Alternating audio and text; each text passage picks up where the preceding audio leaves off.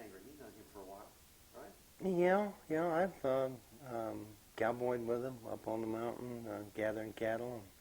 Carl's a good man. I like Carl. I'm going to cough. Go for it.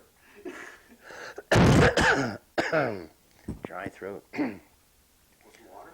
No, that's fine. That's fine. Yeah, I like Carl. Carl's a real character, and he's a good friend. And I've known him probably as long as I've known anybody in Moab. A good friend of mine had a ranch down here by the river, Tommy White. He and Carl were friends, and we'd all, when we were gathering cattle in the winter or pushing them up in the spring, we'd usually all work together. Yeah, I like Carl. Who? You know the Clatchies? No, no. I know them. I don't know them that well. Yeah, yeah. I know them. I know them when I see them. They say hi to me, but I don't really know them. Just in time.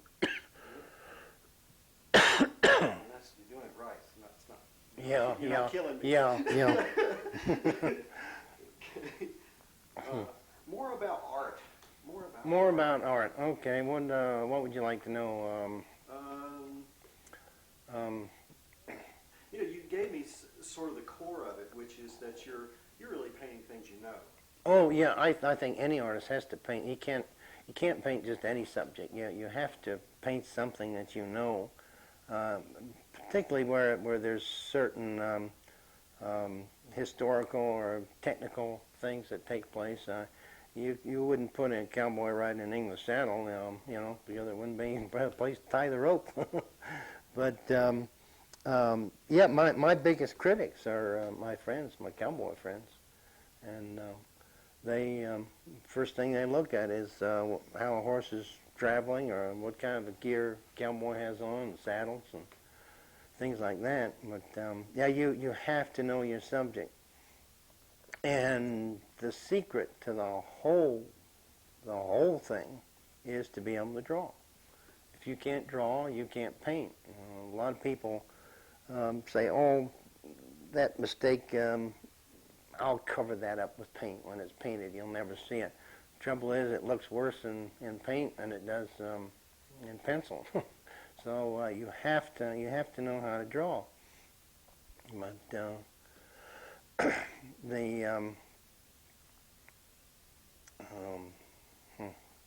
I'm losing it. I get sidetracked, and I get go down that sidetrack. I'm all right. The trouble is that sidetrack came to a dead end.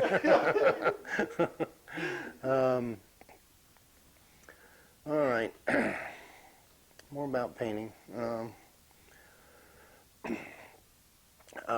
I find that painting is a constant learning process. I'm never happy with anything I do. I always, when I get through with the painting, I think, gee, I could have done that so much better, or I'd like to do it again. It's so difficult to sometimes you start out with a painting and you have an idea in mind, and it doesn't always quite end up like you wanted it to. It's always a little different, and you don't always know just how to make it that way. I have completely finished a painting and then start at the top and redo everything I don't like, and that gets kind of tiresome sometimes.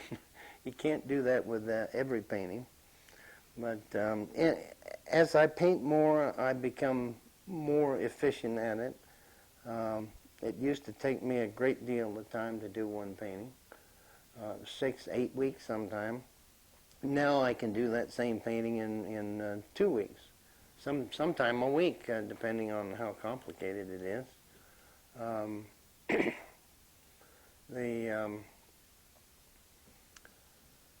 Okay, losing it again. usually if I'm not in front of the camera, I can just talk for hours. But knowing that's on you, you try to organize your thoughts, and sometimes they get disorganized. Where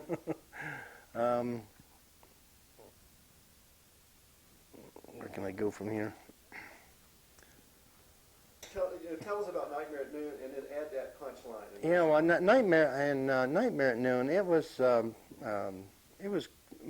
my first movie. It was not my first time I'd done commercials, but this was the first movie, and it was a very, very tight budgeted film, and there was a little Greek director. It was a real character.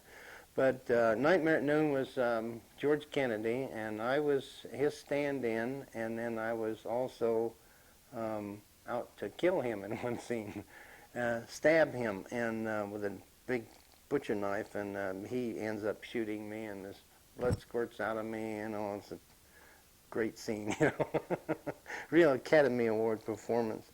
But it was, like I say, it was my first one. It was an experience.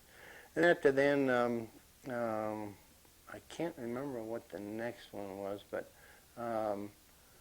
another. I thought this was a fairly bad movie until I was in the movie Sundown, and it was a Western comedy vampire movie. Now, if you put all that together, you can just imagine what that would be. But that movie was another one of those very low budget and very bad movies. But the scene I got the most out of was when we blew up the gas station, and we're riding away from the gas station before it's blown up, and you see these riders silhouetted against this big blast going up, and that was the best shot in the whole movie. And we kind of had fun doing that. But I enjoyed doing Thelma and Louise. I got a chance to meet Gina Davis and Susan Sarandon, who I think's a really terrific lady. And then Geronimo, I got to meet Robert Duvall, and I'll tell you, that's one fine man. A really nice person. And a damn fine actor, too. But that was a great movie. I like doing the westerns because I take my camera and I get shots of different characters and horses and wagons, and the fort scene in Geronimo was really they built a complete fort all the way around, and unfortunately, you only got to see in the finished movie, you only got to see just a very small part of it. But they spent a lot of money on that set, and it was just really a shame you didn't see more of it. But I got to shoot all those buildings and all that kind of stuff, which is great to go into my files on different research material.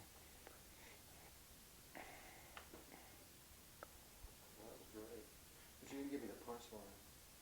Oh, didn't I? I thought it was a bad movie until I was on. Oh, yeah, okay.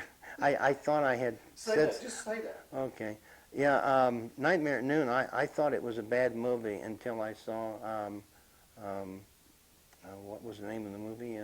Sundown. I screwed that up. Say it again. Okay. I thought that the movie Nightmare at Noon was a fairly bad movie until I saw Sundown.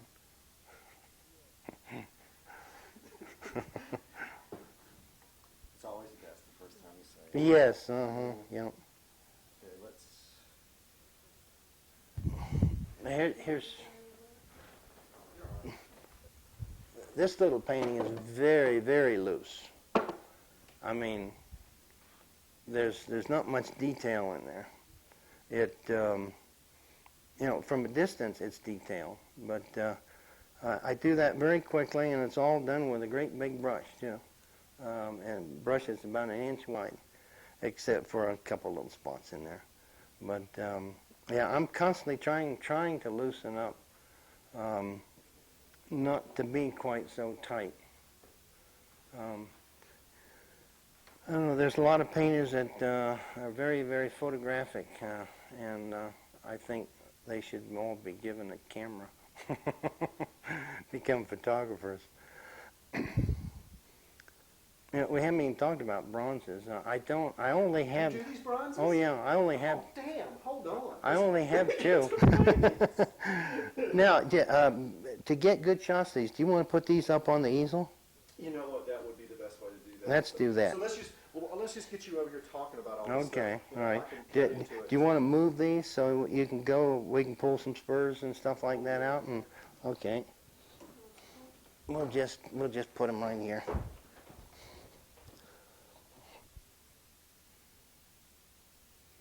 Tell me about that case. All right, my case here is I keep all the small collectible items in here. I've got spurs that now these a lot of my gear when I was cowboying I used to make myself, and I make my own spur straps. But these spurs, they're a collectible item. These are silver overlay and inlay, and there's a pair here that goes back quite a few years.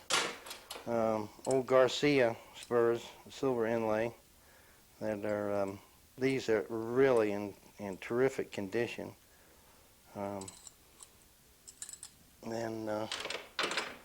There's bits, nice silver inlay bit here. That is really a nice piece. Nice, beautiful workmanship on it. I love to collect this stuff. It's Then I also get into rawhide stuff. This was a noseband and headstall for a horse. Every bit of this is all hand braided. All those little buttons on there. Tremendous amount of work on something like that. And I collect. I have a lot of shaps in my collection. I have some of the old woolly shaps. Oops. I'm on you. All right. These old woolly shaps were quite popular. In fact, they've come back. For a while, you didn't see them at all. And there's a lot of the shap makers that are now starting to make them again. And they were used in parts of Northern California and Oregon and Washington and Nevada and Montana and Wyoming. In the winter, they really help keep warm. And then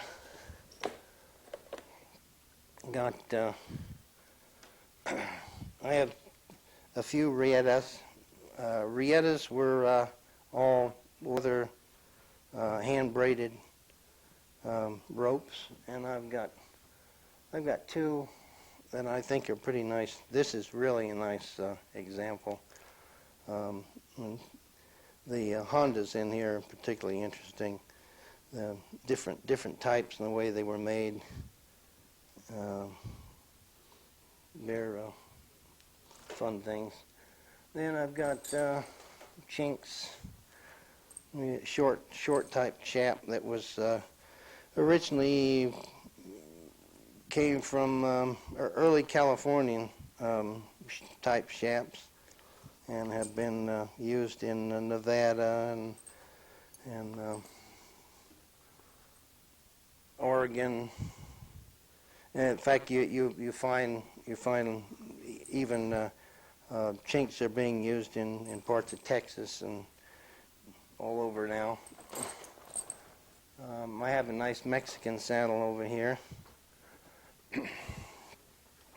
I happen to be able to pick up very inexpensively. It has the old machete, just like they used to carry in the old days. In fact, I believe that a lot of the Mexicans still carry machete on their saddles.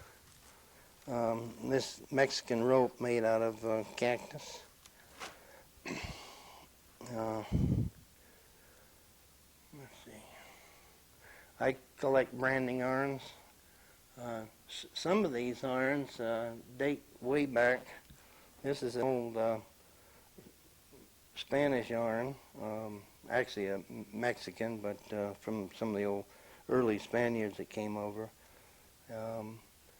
You can see they're all hand wrought the way they're made.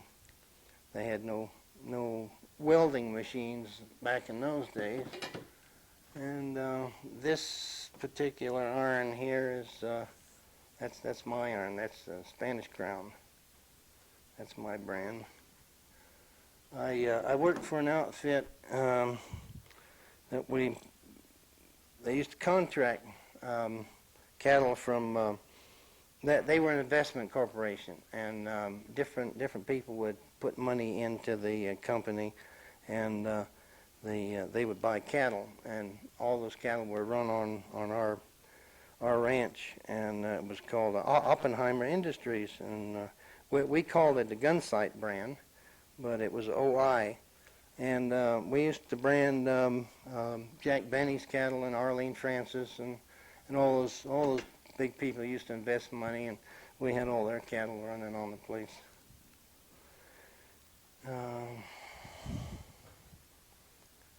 What else did we do? Bronzes. All right. Yeah, doing sculpture is a nice relief from painting, from going from two-dimensional to three-dimensional work, and I really enjoy it. I would like to do a lot more, but it's an expensive process, and I don't always have the money to put into the casting. But I was fascinated by the Bedouin tribesmen, who were sort of Far Eastern cowboys, or even they were similar to the Plains Indian, and the fact that they roamed around and they lived on horseback and did all their traveling that way. But I read a book on Saudi Arabia and got really interested in them, and read about 6 other books on the Bedouin, and decided I wanted to do this bronze. So I, all told, I spent about a year and a half researching all the equipment, the clothing, the swords, and everything before I could really start on it. Now, I have letters from Saudi Arabia and Egypt and all the different museums on information that they sent me. But it's fun doing a historical piece, because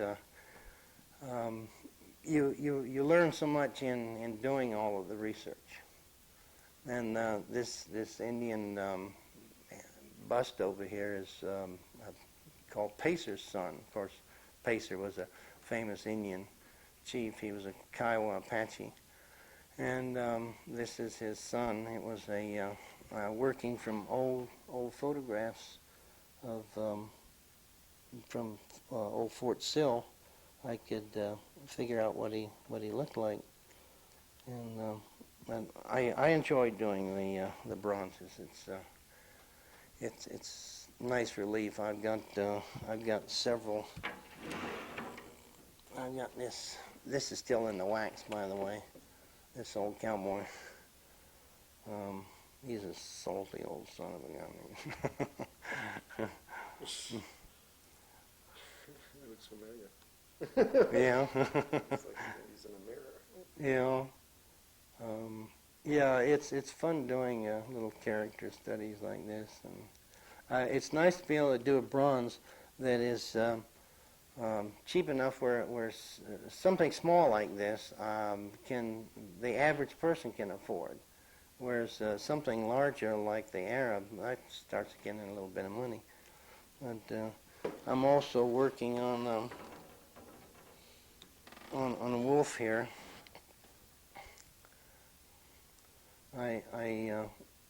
In seeing the movie Dances with Wolves, the wolf that they used, actually they used 2 wolves in that movie.